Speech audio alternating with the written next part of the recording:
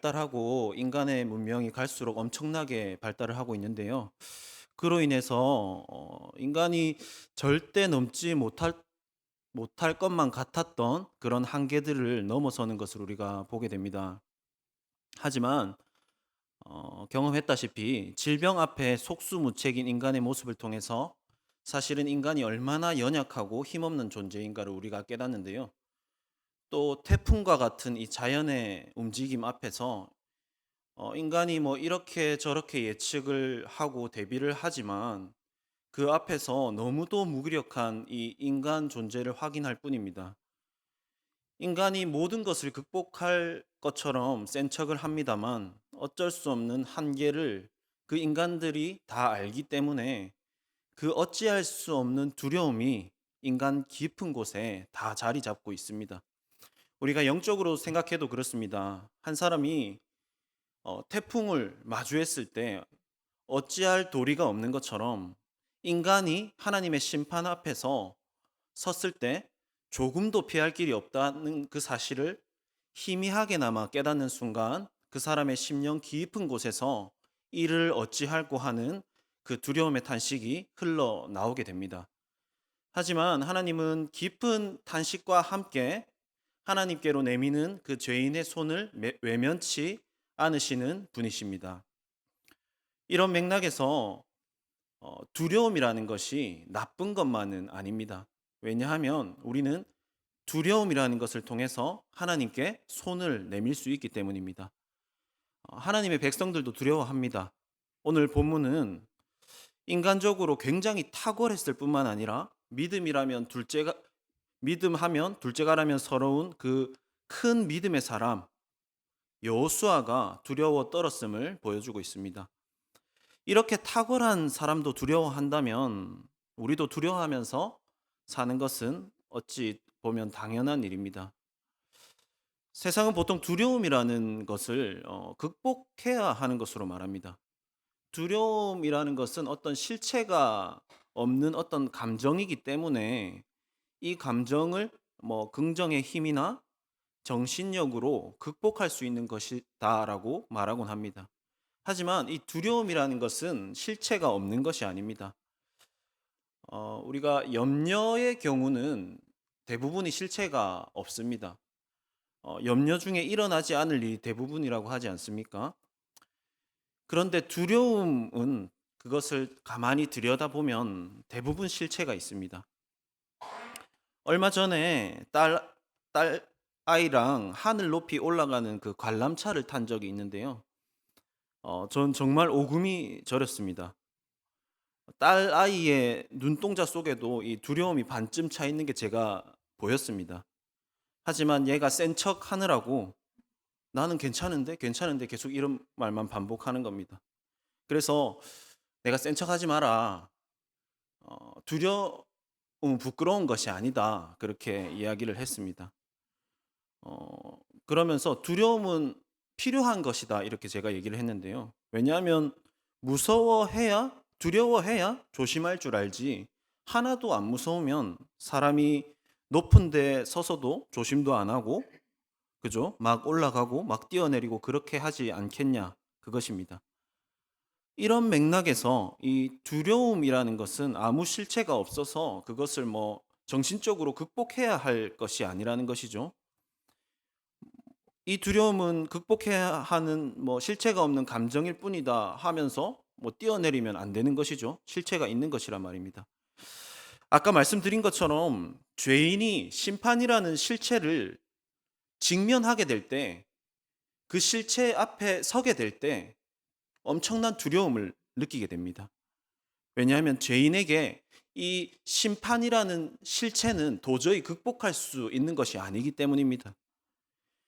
내가 이것을 극복할 수가 없구나라고 비로소 인정하게 될 때, 다른 길이 없구나라는 것을 인정하게 될 때, 인간은 그제서야 하나님께 구원을 요청하는 손을 내밀게 되는 것이고, 손잡아 주시는 하나님의 은혜로 인해서 실제로 그 실체가 심판에서 구원으로 바뀌고, 실체가 두려움에서 평안으로 바뀌게 되는 것입니다. 지금 여호수아가 겪는 두려움은 정신적으로 이겨내거나 명상을 해서 극복할 일이 아닌 실제라는 것입니다. 전력상으로 도저히 이길 수 없는 이 전쟁을 지도자로서 이겨내야 하는 이 실제 상황 때문에 그가 겪는 두려움입니다. 그런데 38년 전에 가나안 땅을 정탐할 때 여호수아를 생각해 보면 어떻습니까? 38년 전에 똑같은 땅을 정탐하고 나서 그에게 두려움을 찾아볼 수가 없었습니다. 확신에 찬 눈빛과 목소리로 반드시 우리가 이긴다. 가기만 하면 저 땅은 우리 거다. 저들은 우리의 밥이다 외쳤던 사람이 바로 여호수아입니다. 그런데 38년 전에는 그러했는데 38년 후에는 이제 정작 진짜 지도자로서 들어가서 싸워야 될 때에는 어떻습니까? 두려움에 완전히 눌려 있습니다. 38년 전에 가나안 군사들의 전력이나 38년 후 지금 전력이나 똑같습니다. 전력 때문이 아니라면 무엇이 바뀐 것일까요? 바뀐 것이라고 하면 여호수아가 38살 나이를 더 먹은 것인데 여호수아서 뒤를 보면 여호수아가 전쟁에서 아주 왕성하게 싸우는 것을 보면 나이 문제는 분명히 아닌 것을 알 수 있습니다. 그러면 바뀐 것이 또 무엇이 있을까요?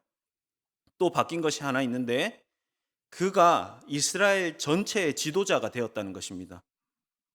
오늘 여호수아서 1장 1절에서 성경은 여호수아를 모세의 수종자라고 소개를 하는데요.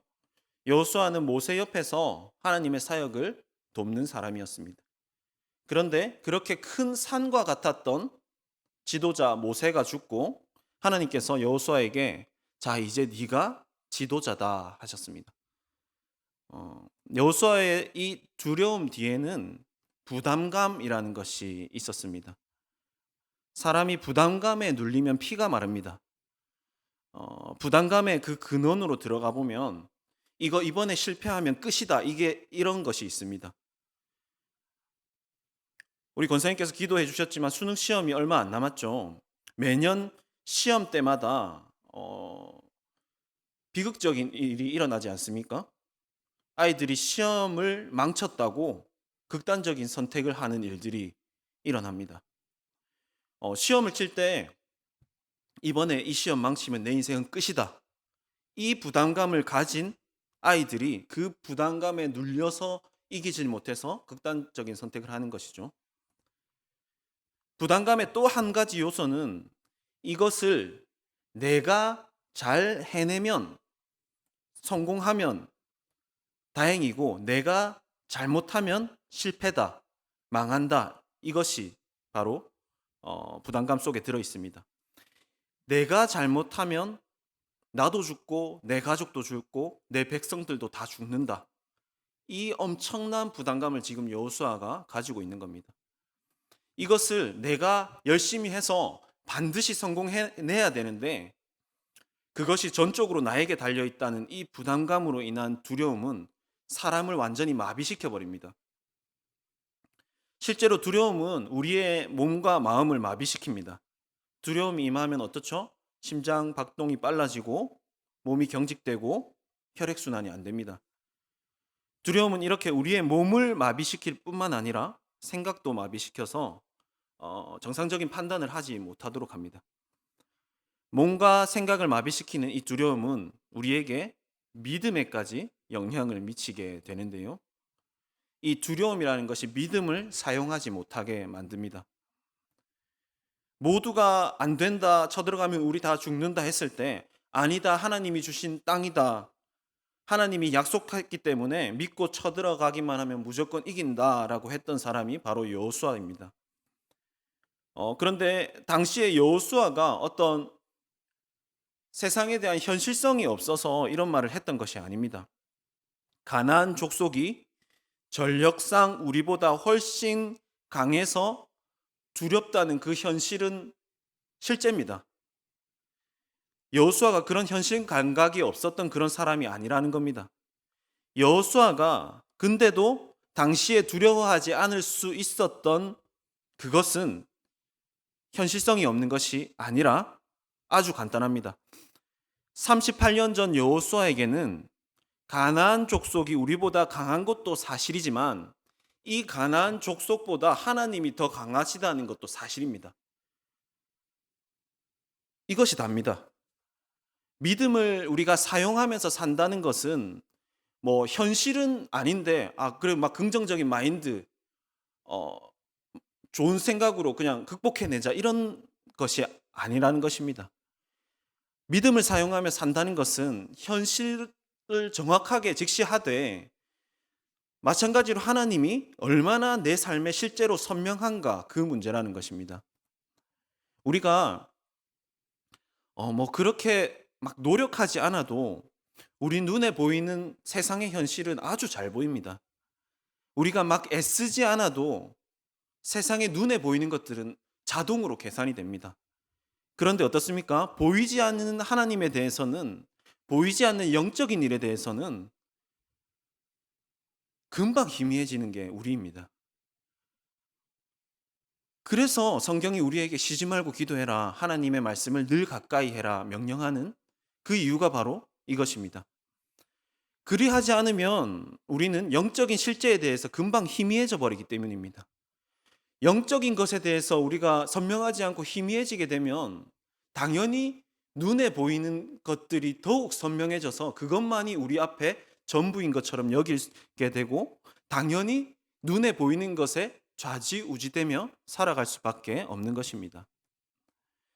게다가 여호수아처럼 이렇게 큰 부담감에 놓이는 이런 상황에 처하게 되면 이 두려움으로 생각이 마비되고 믿음이 마비되어서 더욱 믿음을 사용할 수 없는 지경에 놓이게 되는 것입니다.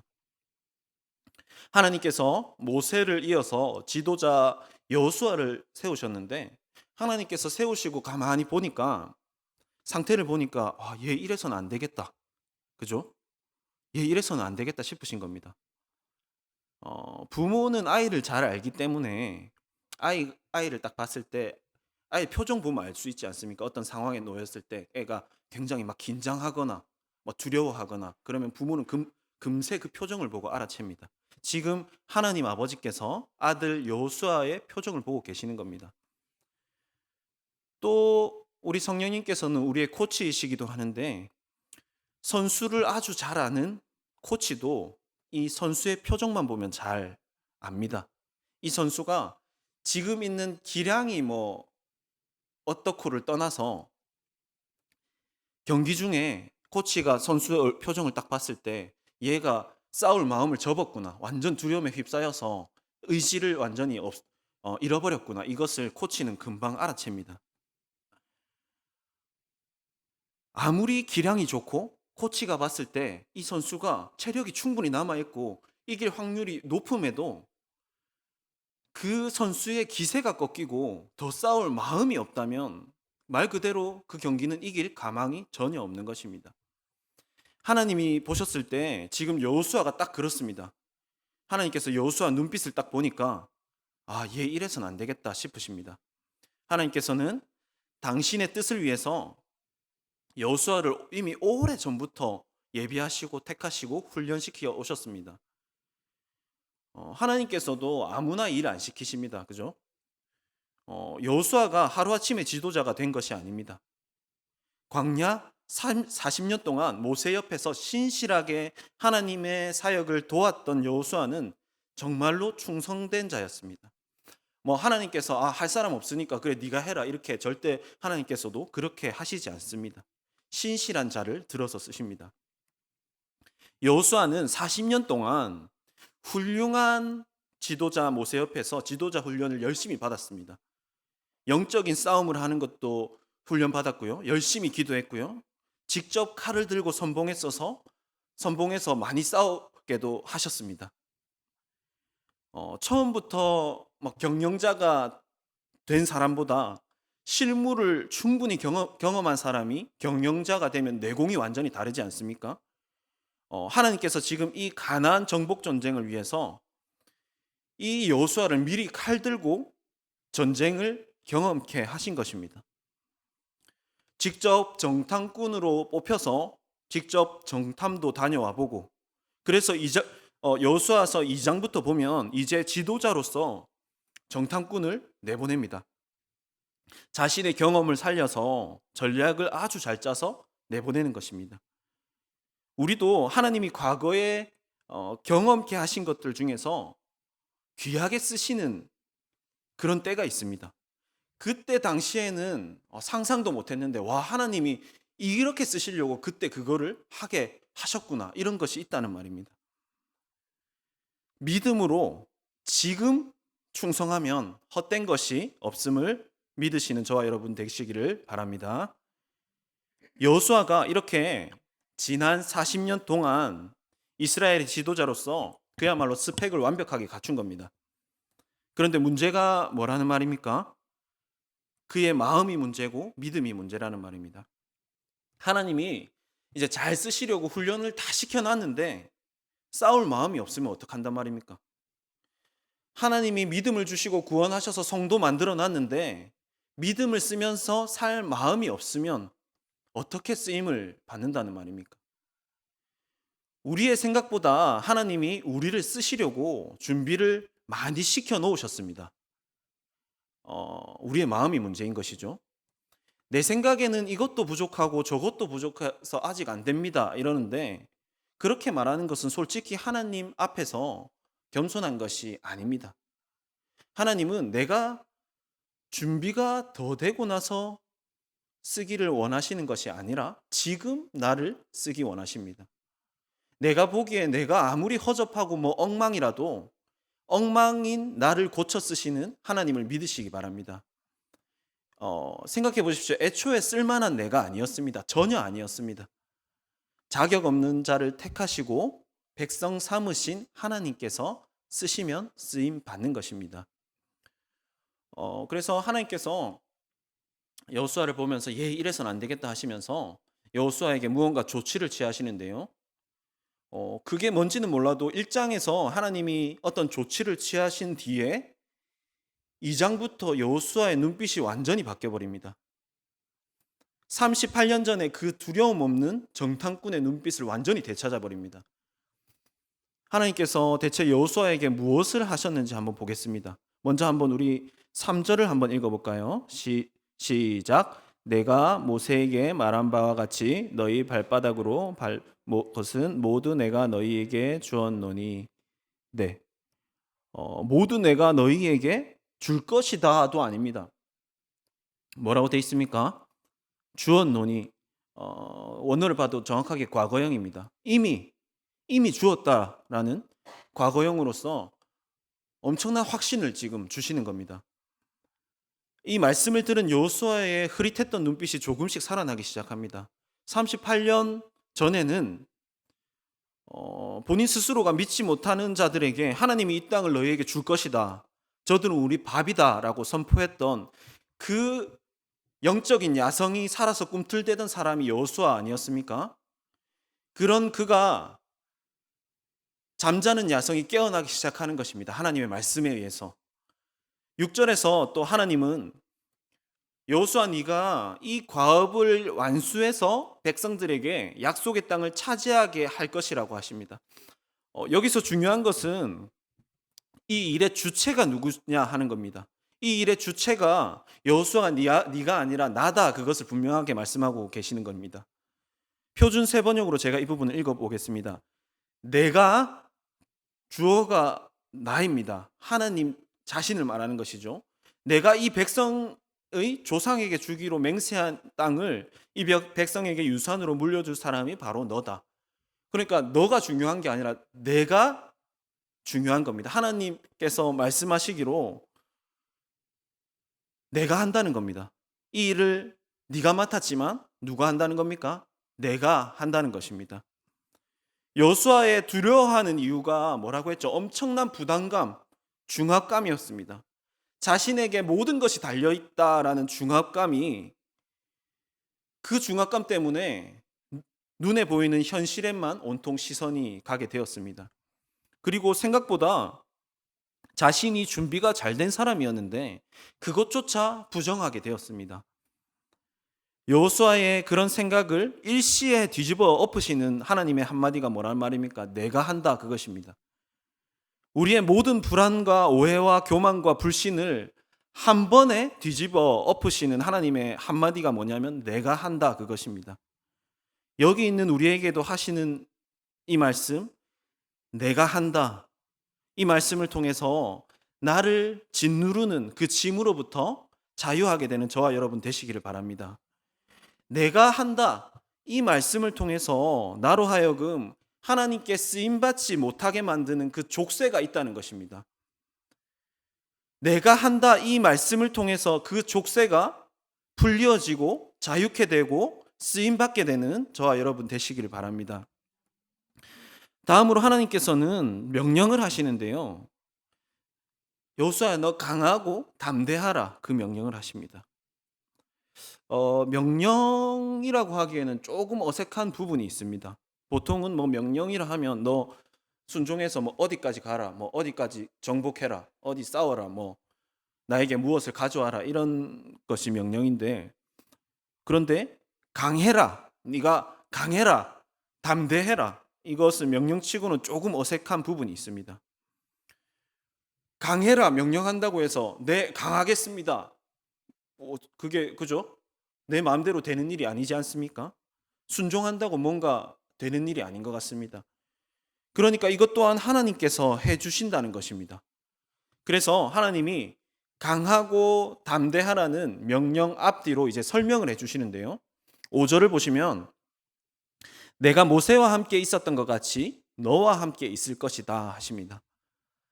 그것도 부연 설명으로 내가 너를 떠나지 않고 버리지 않고, 똑같은 말 아니겠습니까? 너와 함께 있을 것이다, 떠나지 않을 것이다, 버리지 않을 것이다, 똑같은 말씀을 반복해서 하십니다. 그리고 9절에서도 17절에서도 내가 너와 함께 한다고 반복해서 말씀하십니다. 그냥 내가 너와 함께 한다 믿어라 한마디 하시면 되는데 왜 반복해서 말씀하시는 겁니까? 하나님께서 지금 상태가 굉장히 안 좋은 여호수아를 다정하게 대해주시는 모습입니다. 하나님은 다정한 분이십니다. 불안증이 있는 아이가 엄마 나 사랑해, 그것을 계속 물어봅니다. 엄마 나 사랑해, 아빠 나 사랑해, 너 안 버릴 거지? 나 영원히 함께 할 거지? 계속 물어봅니다. 물을 때마다 어떻게 해야 됩니까? 그럼 물론이지. 나는 너와 평생 영원히 널 지켜줄 거야, 이야기를 해줍니다. 물어보지 않아도 수시로 누구야 난 널 사랑한다, 내가 절대 네 곁을 떠나지 않는다 계속 얘기해줘야지 이 불안증이 있는 아이는 점점 부모의 사랑을 믿게 됩니다. 엄마가 나를 진짜 사랑하는지 믿으려면 엄마에게 그 말을 계속 들어야 합니다. 하나님이 내게 하시는 말씀을 들으려면 하나님의 말씀을 묵상해야 합니다. 9절에서 하나님께서는 하나님의 말씀을 묵상할 것을 명령하십니다. 하나님이 내게 하시는 말씀을 늘 듣는 사람은 임마누엘 하나님을 선명하게 볼 것입니다. 10절부터 하나님의 말씀으로 인해서 완전히 이제 눈빛이 살아난, 완전히 달라진 여호수아의 모습을 볼 수 있는데요.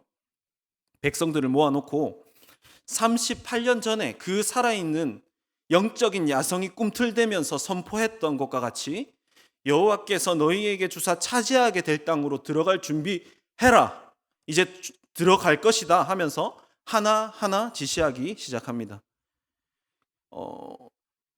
여호수아의 말의 그 면면을 자세히 살펴보면 앞에서 하나님의 말씀을 듣고 받은 은혜가 그대로 묻어납니다. 숨길 수가 없습니다. 받은 은혜를. 은혜 받은 것을 전하니까 듣는 백성들도 은혜를 받습니다. 이렇게 은혜와 확신은 숨길 수 없이 확장되게 되어 있습니다. 17절을 보시면 하나님께서는 은혜 받은 백성들의 입에서 범사에 모세에게 순종한 것 같이 당신에게도 순종하겠습니다라는 고백을 하게 하십니다. 그러므로 여호와의 이 움츠러들었던 영적인 권위를 완전히 높여주십니다.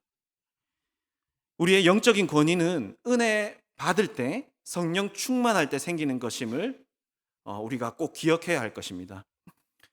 마지막으로 하나님께서는 활용 점정과 같이 백성들의 입에서 하나님께서 여호수아에게 하셨던 말씀을 고백하게 하십니다. 17절 하반절입니다. 여호와께서 모세와 함께 계시던 것 같이 당신과 함께 계시기를 원하나이다. 이렇게 그 백성들의 입에서 하나님께서 하셨던 그 말씀이 터져 나옵니다. 여호수아의 마음이 어땠을까요? 하나님은 이렇게 사람을 통해서도 하나님 당신의 위로와 확신을 주시는 분입니다. 다른 이에게 하나님의 위로와 확신을 주는 통로가 되시는 저와 여러분들 되시기를 바랍니다. 제 말씀을 정리하겠습니다.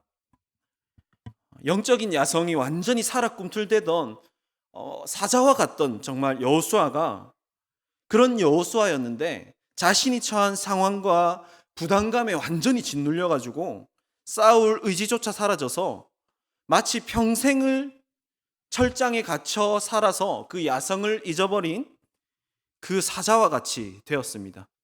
하나님은 그런 여호수아에게 따뜻하게 약속을 반복해서 말씀해 주시고 확신을 주셨습니다.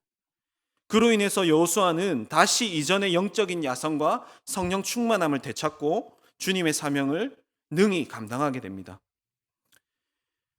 우리의 영적인 야성은 어떻습니까? 하나님은 쓰실 준비가 되어 계신데 나는 준비가 안 됐다고 말하고 있지는 않습니까? 혹 내가 다 해야 된다는 부담감에 짓눌려 계시지는 않습니까? 네가 아니라 내가 한다는 하나님의 음성을 지금 들으십시오. 짐을 하나님께 맡겨드리고 주님 주신 인생 자유함으로 사명을 감당하며 사는 저와 여러분 되시기를 바랍니다. 우리의 영적인 눈이 환하게 열려서 이 보이는 세상보다 더 크신 하나님과 그분의 뜻을 선명하게 보게 되는 저와 여러분 되시기를 바랍니다. 우리 함께 주신 말씀을 가지고 기도했으면 좋겠습니다.